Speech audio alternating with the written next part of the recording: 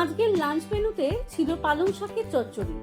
নানা রকম সবজি দিয়ে পালং শাকের এই চচ্চড়ি সকলেই মোটামুটি বাড়িতে বানিয়ে থাকেন, কিন্তু আমি কেমন করে বানাই তাই আজকে আপনাদের সাথে ভাগ করে নেব।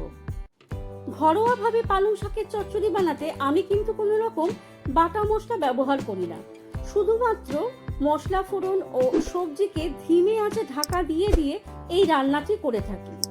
পালং শাকের চচ্চড়ি বানাতে আজ সবজি নিয়েছি কুমড়ো, বেগুন, আলু আর পটল, আর পালং শাক তো থাকছেই।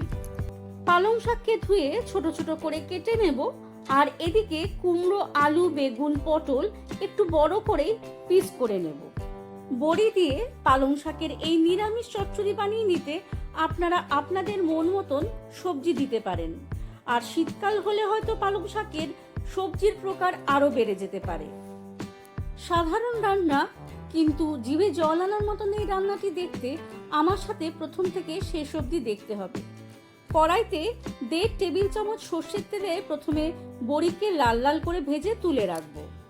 আমরা সকলেই জানি বড়িকে ভেজে নিতে বড়ি বেশ তেল শুষে নেয়, তাই অল্প তেলেই বড়িকে ভাজার পরে 1.5 চা চামচ মতন সর্ষের তেল আরেকটু দিয়ে ফোড়ন দিয়ে দেব 2টি তেজপাতা, 2টি শুকনো লঙ্কা, 1/4 চা চামচ মতন 5 ফোড়ন, আর 5 ফোড়ন যতটা দিয়েছিলাম তার থেকে আরো একটু কম জিরে।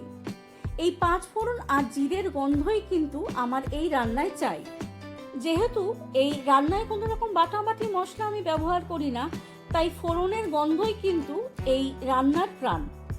ফোড়ন থেকে সুন্দর ভাজা গন্ধ বেরিয়ে গেলে আলু ও পটলকে লাল লাল করে ভেজে নেব, আর সবজিকে মজিয়ে নিতে প্রথমেই আমি দিয়ে থাকি স্বাদ মতো নুন।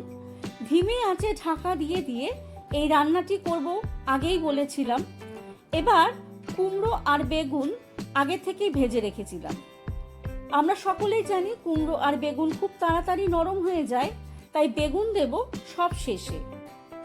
কুমড়ো দেওয়ার পরে পালং শাক কুচি দিয়ে দেব। লো টু মিডিয়াম ফ্লেমে ঢাকা দিয়ে দিয়ে রান্নাটি করতেই সব সবজি থেকে জল বেরিয়ে যাবে, আর সেই জলেই বেশ মাখা মাখা তৈরি হবে পালং শাকের চচ্চড়ি। বেশ একটু মাখা মাখা হলে সব শেষে মিশিয়ে দেব আগের থেকে ভেজে রাখা বেগুন, স্বাদ মতো দেব চিনি। একটু ঝাল ঝাল মিষ্টি মিষ্টি হলে এই নিরামিষ রান্নাটি খেতে খুব ভালো লাগবে।